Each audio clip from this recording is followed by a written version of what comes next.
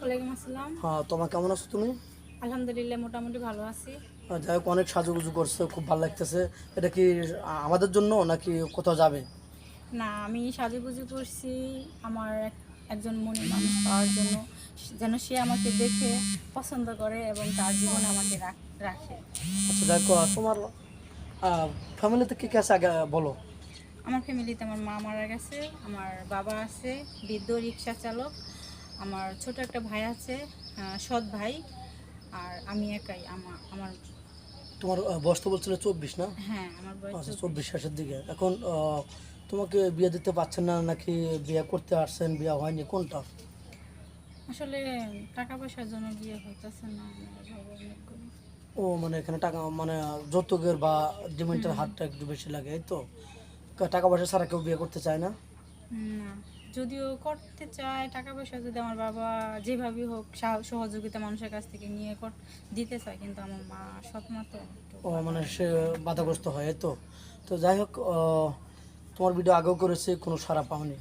তা কোনো প্রবাসী ভাই তার ওয়াইফ চলে গেছে, সর্বশান্ত করে তাকে চলে গেছে, তার সব কিছু নিয়ে চলে গেছে। আবার দ্বিতীয়বার সে ভুল করলো, তোমাকে আবার বিয়ে করে তার বুকে ঠাই দিল। তুমি কি ওই একই একই কাজ করবে? না না, আমি এরকম কাজ কেন করবো? ঠিক আছে, ওরকম কাজ করবে না তো। না, আমি এরকম কারণ কাজ একটা করবো মানুষ না। কিন্তু বারবার কিন্তু কষ্ট পেলে কিন্তু সে মারা যাবে। যেমন একজনের কাছে তার জীবন নষ্ট করে ফেলেছে, আবার তোমাকে বেছে নিয়ে তোমার হাতে দায়িত্ব দিল। যেমন তার বাবা মা বৃদ্ধ হয়ে গেছে, সংসারে হাল ধরার মতো কেউ নেই, তোমার হাতেই সব কিছু খুঁটিনাটি তুলে দিল। এখন তুমিও কি তাদেরকে কষ্ট দিতে আবার চলে যাবে নাকি? না না, আমি কখনোই কাউকে কষ্ট দিতে চাই না। আমি চাই আমি কষ্ট পাবো, কিন্তু আমি আমার ভালোবাসার মানুষকে কষ্ট দেব না। আচ্ছা, ছোটোবেলা থেকে বড় হয়েছো, কেউ তোমাকে ভালোবাসার প্রস্তাব দেয়নি? ওরকমভাবে তোমার কোনো সাড়া পাওনি যে চলো আমরা ভালোবাসি, আমরা পালিয়ে যাই? আসলে মিথ্যা কথা বলবো না, এরকম অনেকেই হয়, কিন্তু আমি এটা পছন্দ করি না। মানে কারণ তুমি আমি, সাড়া দাও না? হ্যাঁ, আমি মনে করি যে না, আমার একটা কেলেঙ্কারি হতে পারে। আমার বাবা অনেক গরিব, এমনিতে যৌতুকের জন্য বিয়ে দিতে পারছে না। আবার যদি একটা আমি ভুল করে কেলেঙ্কারি বাজাই, তাহলে তো আরোই সমস্যা। আচ্ছা, তুমি তো মুসলমান, হ্যাঁ, নামাজ কালাম তো পড়া হয়। জি। তোমাকে যদি তোমার স্বামী বলে যে আমি 5 ওয়াক্ত নামাজ পড়ি, তোমার 5 ওয়াক্ত নামাজ পড়তে হবে, পর্দা করে চলতে হবে, হিজাব করে, তোমার কোনো আপত্তি আছে? বা তুমি তাকে? আলহামদুলিল্লাহ, আমি খুশি। আমি এরকম একজন স্বামী চাই যে আমাকে পর্দার সাথে চলতে বলবে। তাই? আর তুমি রান্না বাড়া করতে পারো না? হ্যাঁ, পারি। তুমি কি খেতে ভালোবাসো?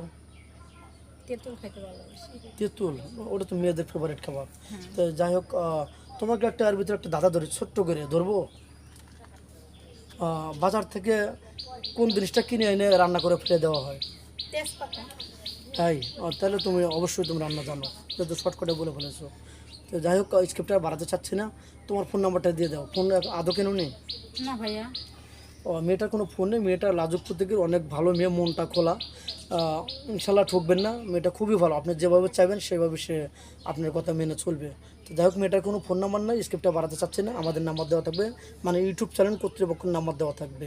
কেউ ভিডিও কল দেবেন না, অডিও কল দেবেন। ভিডিও কল দিলে ব্লক করতে বাধ্য হব। ভালো থাকবেন, সুস্থ থাকবেন।